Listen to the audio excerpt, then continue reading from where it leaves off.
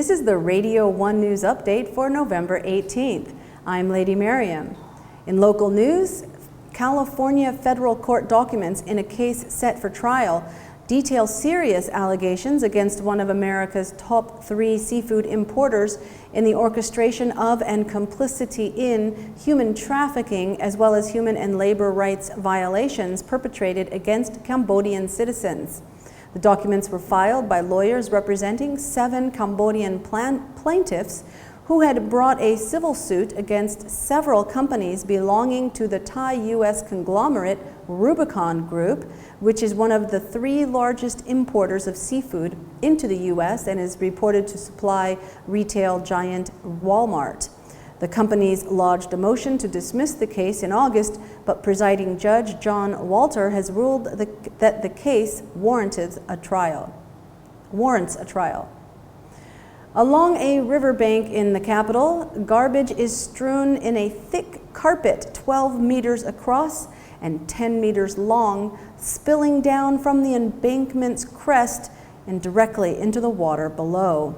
The local residents acknowledged throwing their trash into the huge piles of rubbish tumbling into the river, saying they had no other choice, and urged the government to take action. The practice of residents dumping their rubbish into the Tonle Sap is not new. As a local woman said, quote, "It's been going on for 6 to 7 years. I want the government to take action. We want the garbage trucks to come here." Officials, however, appeared reluctant to take responsibility for the situation in Chbar and Po. Cambodian and Thai authorities have agreed to reopen several unofficial border crossings in Banteay Minche province 2 weeks after announcing they would close the checkpoints to stop smuggling, human trafficking, and illegal immigration. Local Thai and Cambodian officials met to establish the conditions for reopening the crossing, which included a requirement that Cambodians working across the border return home before the end of the day. The decision was in part prompted by requests from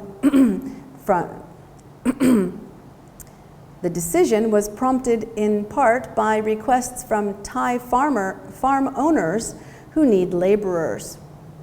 Military, police, and Forestry Administration officials have arrested a man alleged to have been transporting almost 3 tons of endangered rosewood in Pursat province. The bust is just the latest in a spate of rosewood seizures across the country in recent weeks, despite repeated government declarations that large-scale logging has been effectively dealt with and observations from conservationists that the kingdom's rosewood stocks are largely depleted.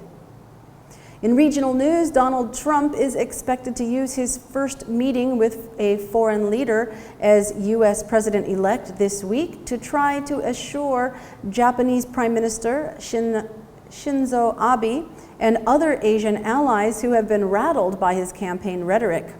The two may find they have more in common when they meet in New York, including pledges to restore their country's global stature and a desire to counter a rising China while improving relations with Russia. In international news, Iraqi paramilitary forces have recaptured a strategic airbase outside the northern city of Tel Afar. Militia forces have yet to extinguish some pockets of ISIS resistance inside the airbase, with mopping up operations to continue. The base will serve as a staging area for Iraqi security forces in their battle with ISIS west of Mosul. Tal Afar is predominantly a Sunni city that used to be divided between Sunni and Shia Turkmens before ISIS captured it in 2014.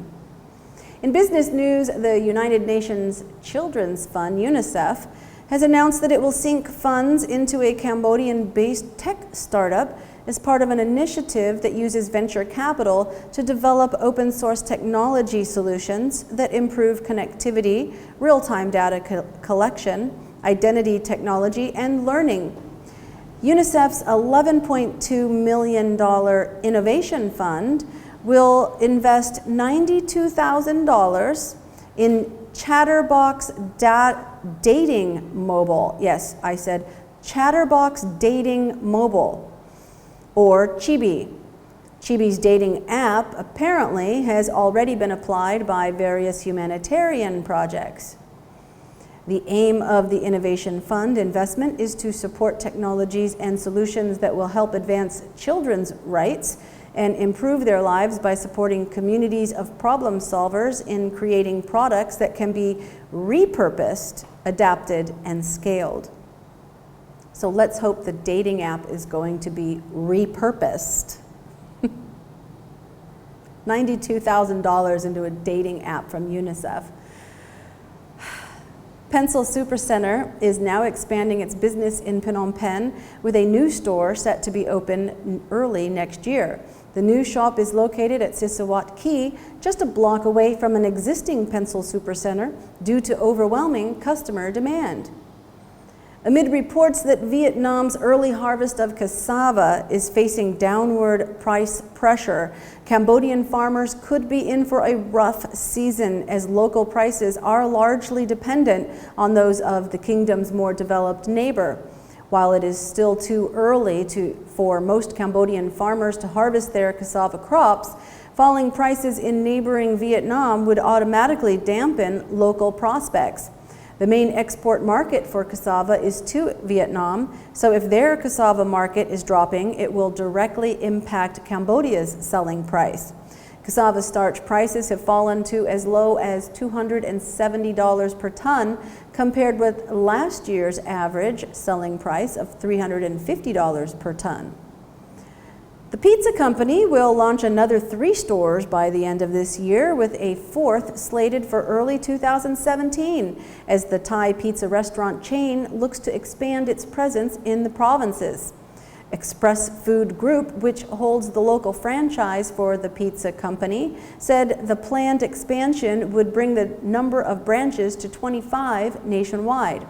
By the end of this month, they will have 2 new Phnom Penh locations, one in Poi Phet by the end of December, and a second location in Siem Reap is looking to be completed by early 2017.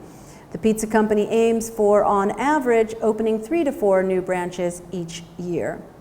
This has been the Radio 1 News Update. Stay tuned for more news on Radio 1 FM 103.7.